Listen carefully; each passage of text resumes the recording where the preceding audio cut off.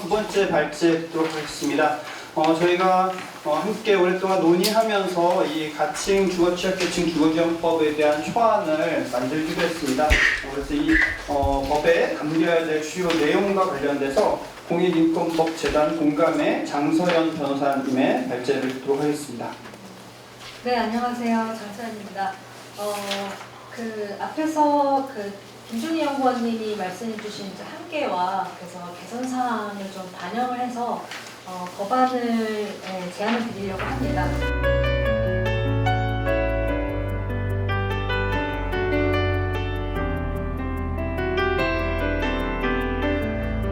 물론 이 내용이 확정이 된 건 아니고 추후에 더 많은 논의가 필요할 것으로 보입니다.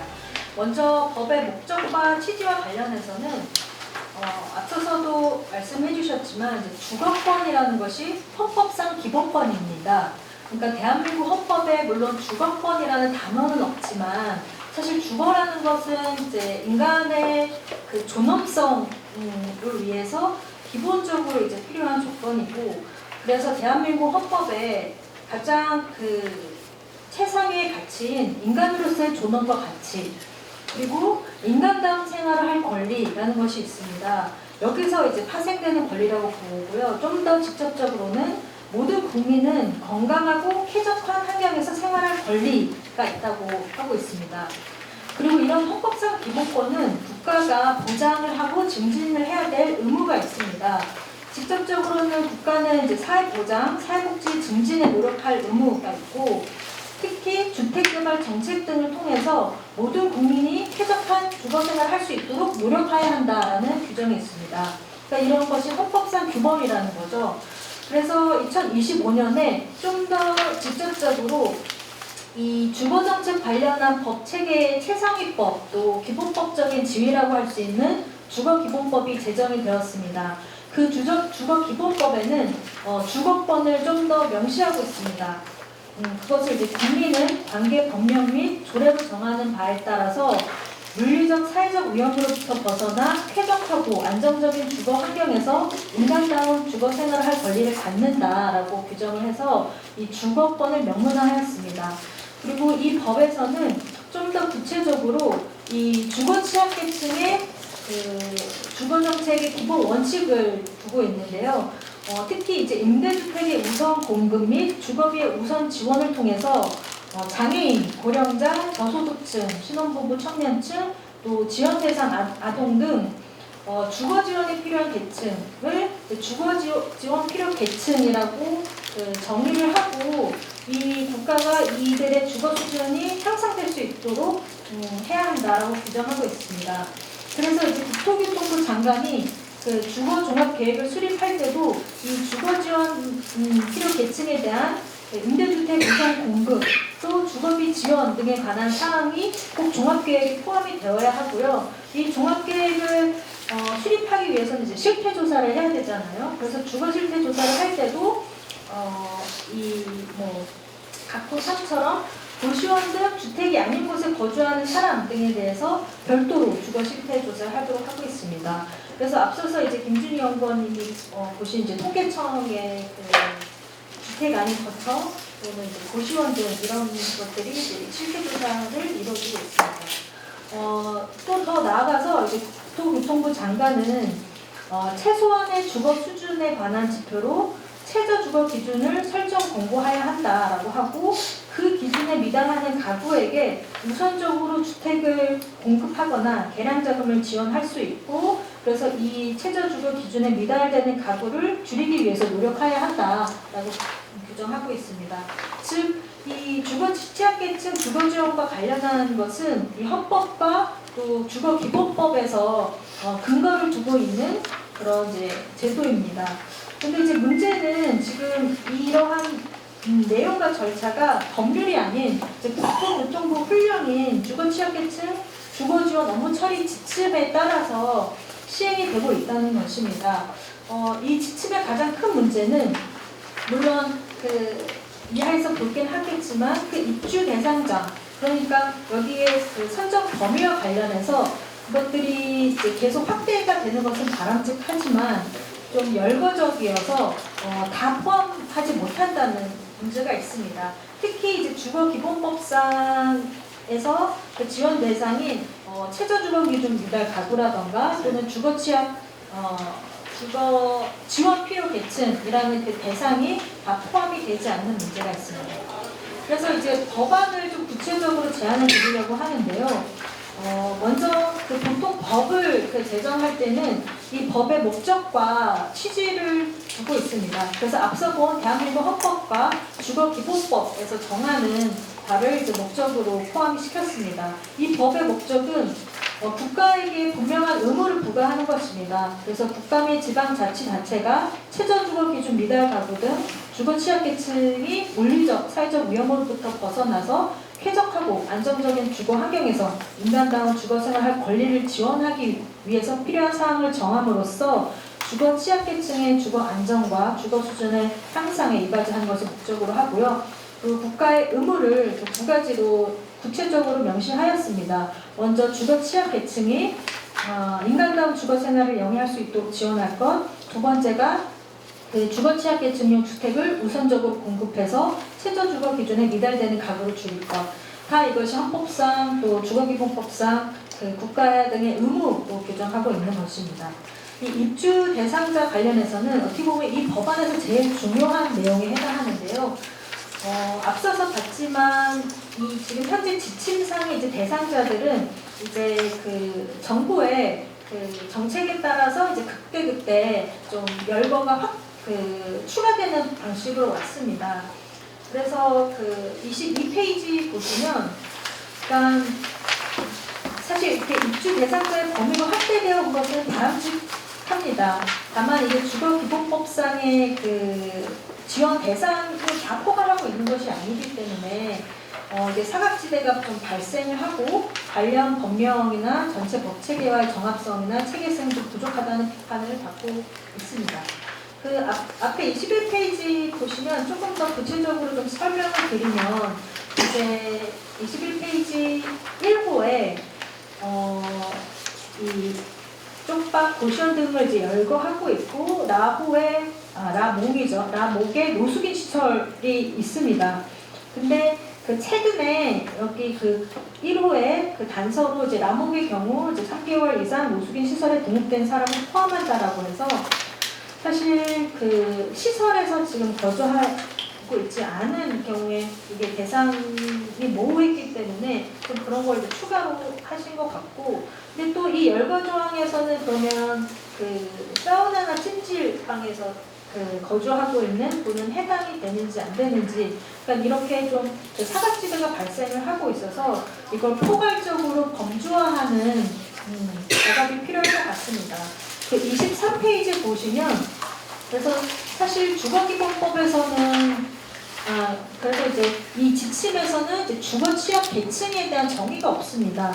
그래서 앞선 이 3조에서 이제 계속 추가하는 방식으로 되고 있는데요. 관련해서 그러면 이 주거와 관련한 이제 유사 법령으로 이제 주거약자법이라는 것이 있는데, 이거는 이제 장애인 고령자 등 주거약자 지원에 관한 법률 약식에서 주거약자입니다. 여기서 이제 주거약자라는 정의 규정을 두고 있는데, 그 정의가 이제 65세 이상이거나 장애인복지법에서 정한 장애인이어서 매우 한정적입니다. 그래서 이 주거약자법상의 약자의 범위에 대해서 확대해야 된다는 의견이 있었고, 실제로 지난 회기에 그 노숙인이나 정신질환자를 포함해야 한다는 개정안이 발의가 되기도 했고, 또 이번 국회 회기에도 그 아동 청소년의 경우에 포함해야 된다라는 등 그런 것들이 있었습니다.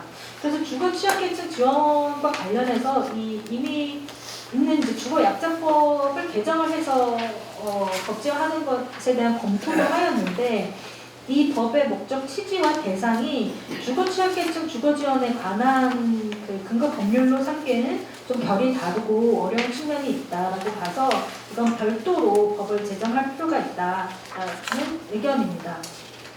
그리고 이제 유사한 사례로 이제 조례상의 이제 주거안정 취약계층 지원에 관한 이제 서울시 조례가 있는데요.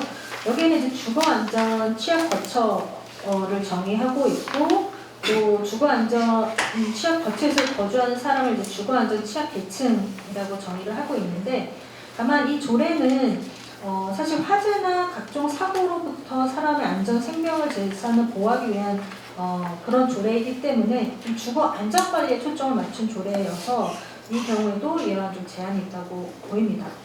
그래서 본 법에서 좀 입주 대상자의 범위를 제한을 드리면 지금 지침은 이제 그 입주 대상자의 성격이 크게 두 가지로 범주를 나뉘는 것 같습니다. 먼저 쪽방이나 고시원 등 이제 주택 이외 거처 또는 이제 최저 주거 기준에 미달하는 가구 등 좀 물리적으로 열악한 주거 환경에 해당하거나 아니면 가정폭력 피해자나 범죄 피해자 같이 긴급한 주거 지원이 필요한 취약계층을 분류할 수가 있어서 이 두 범주를 좀 포괄할 수 있는 것으로 좀 고민을 했습니다. 그래서 25페이지 보시면 일단 주거 취약계층에 대한 정의 규정이 필요할 것으로 보여서 이 주택 외 거처를 주거 목적으로 이용하거나 최저 주거 기준에 미달을 하거나 긴급한 주거 지원이 필요한 사람을 넣었고요. 그다음에 주거 지원 사업, 주거 사다리 지원 사업은 현행 지침하고 유사합니다. 그래서 입주 대상자를 좀 구체적으로 보시면 법 형식을 지금은 누가 추천하는 사람으로 해서 그 사실상 이 입주 대상자가 어떤 주체적인 권리로서 보장이 안 되고 있기 때문에 신청권을 부여하는 형식으로 좀 제안을 드리고자 합니다. 그래서 다음 각호에 해당하는 사람은 이 법에 따라서 주거 취약계층 주거 사다리 지원 사업을 신청할 수 있다. 그리고 1호와 2호를 나뉘는데 1호는 앞서서 이제 좀 정주한 비적정 주거에 거주하고 있는 사람들 중심으로 쪽방, 고시원 등 주택 이외 거처에 3개월 이상 거주한 사람, 또 이제 지하층 옥탑방 등 최저 주거 기준에 이제 미달하는 곳에서 살고 있는 사람, 또 이게 또 새로운 또 유형의 또 비적정 주거들이 생길 수 있거나 저희가 이걸로 다 포함하지 못하는 경우가 있을 수 있기 때문에 좀 이제 개방하는 형태로 기타 대통령령으로 정하는 거처를 되었습니다. 그리고 사람의 경우에는 지금 현재 노숙인 시설에 살고 계신 분들뿐만이 아니라 거리 노숙인도 포함할 수 있도록 노숙인 복지법상에 정의하고 있는 노숙인으로 확대를 했고요. 나목부터 마곡까지는 사실 2024년에 그 주택과 지원서비스의 결합, 지원주택 제도화를 위한 입법 제안서에 사실상 이제 시설에 거주하고 계시던 분이 이제 탈시설을 해서 지역사회에서 거주하기 위한 여러 가지 이제 제도화에서 이 필요한 지원 대상을 이제 열거를 하고 있는데 그것을 참고하였습니다. 그러니까 요지는 이렇게 그 사회복지 시설에서 거주하고 있던 분들이 이 공동생활시설이 아니라 이 지역사회에서 자립이 필요한 경우에 주택 지원을 해야 된다라는 이제 취지입니다. 그리고 그 맨 밑에는 이제 외국인에 대한 특례 조항이 있는데요. 아마 현 지침은 이제 국적이 외국인은 이제 지원이 안 되는 것으로 알고 있는데 사실 지금 한국의 체류 외국인이 점점 증가하고 있는데 한 200만 이상이라는 것도 알고 있는데 그 외국인 중에는 국내에서 장기 체류할 권리가 있는 분들이 많습니다. 영주권자도 있을 수 있고 국제결혼 이주 여성도 있을 수 있고 남미 인정자도 있습니다. 그래서 그런 범위에 해당하는 경우에는 이 법상의 지원 대상에 포함될 수 있도록 좀 신설할 필요가 있다고 생각합니다. 27페이지를 보시면 사실 지침의 지금 한계의 이제 공급 물량과 관련한 건데요. 이걸 좀 법제화할 필요가 있다고 보입니다. 그래서 28페이지를 보시면 주거 약정법상의 그런 주거 약정 주택의 의무 건설의 규정을 참고를 해서 이 주거 취약계층용 주거 지원 사업에도 국가와 지자체 또 한국토지주택공사 등에게 임대주택을 건설하는 경우 100분의 10 이상의 범위에서 주거 취약계층용 주택을 건설해야 한다라는 좀 범위를 명시를 하고 있고요. 또 주택 공급과 관련해서도 4만 보시면 기존 주택의 매입임대 전세임대계 공급 물량에서 100분의 30 이상을 범위로 한다. 그래서 지금 현행 지침과 유사하고 또 지금 현재 전세임대 주택의 공급 물량이 좀 많은 것이 문제이기 때문에 이것이 이제 매입 임대 주택의 공급 물량을 초과하면 안 된다라는 규정을 신설했습니다. 실태조사와 관련해서는 이 앞에 현행 지침과 주거기본법을 좀 참고를 하시면 좋을 것 같고, 그 30페이지를 보시면 이 개정안으로서는 지금은 이제 지침상은 그 유주 수요에 제한을 하고 있는데, 사실 국가가 또 이 관련 부처가 이 주거 취약계층의 주거 지원 사업을 위해서는 이 대상자에 대한 좀 명확한 이제 규모를 파악을 해야 되고, 또 이들에 대한 주거 환경, 또 가구 특성에 관한 좀 실태 조사를 실시하여야 한다라고 내용을 포함을 하였습니다. 그다음에 이제 사회복지 서비스 결합인데요. 지금 지침에도 그 사회복지 서비스의 제공과 관련한 내용이 있습니다. 그래서 특히 그러면 이 관련 부처인 이제 보건복지부 장관, 고용노동부 장관에게 통보를 해서 이제 필요한 사람들에게 지원을 이제 시행할 수 있도록 하는 것이 있는데요. 여기에서 좀 더 나아가서 주거유지 지원 서비스를 또 제공해야 되는 사회복지 서비스로 추가를 하고자 합니다. 이게 그러니까 사실 이제 어떻게 보면 이제 지원주택과 관련한 그런 데서 이제 논의되는 좀 아니긴 한데요.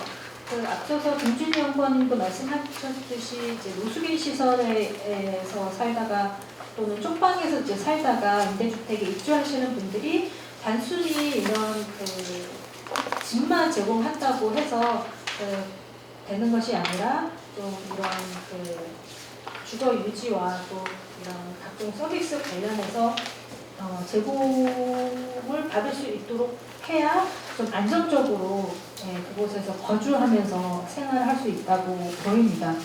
근데 그럼 이런 이제 주거 취약계층 주거 지원이나 이런 주거 유지 지원 서비스의 전달자는 전달 체계는 어떻게 할 것인가를 해봤을 때 현재는 이제 지침상 운영기관들을 이제 두고 있는데 그것보다는 좀 공공성을 강화하고 또 이후에 이제 사례 관리도 필요하다라고 보여서 행정복지센터 및 또 주거기본법상 주거복지센터를 일원화하는 방법이 좋을 것 같다라는 의견을 드리고자 합니다.